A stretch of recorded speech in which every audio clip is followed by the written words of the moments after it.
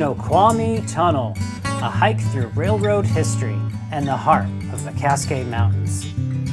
To get there from Seattle, you drive Interstate 90 east for 1 hour, then take exit 54, turn right, turn left, and follow signs to Hyack Trailhead. You'll see arrows pointing you toward the tunnel and panels that describe its history.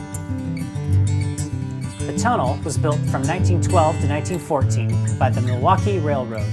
It sped the Cascades portion of their route from Chicago to Seattle until 1980, when the company waved goodbye to the Western Run. Subsequently, Washington State picked up 110 miles of the right-of-way for Iron Horse State Park Trail.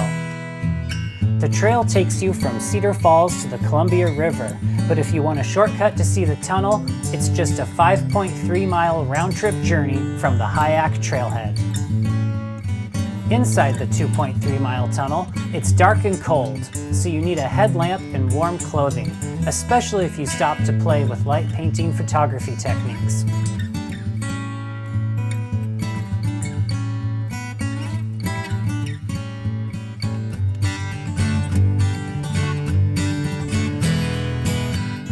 When you reach the end of the tunnel, you emerge into a magical paradise of forest, mist, and mountains. There's a winding stream to one side of the trail and tables for a picnic before you return home with a connection to railroad history in the Northwest.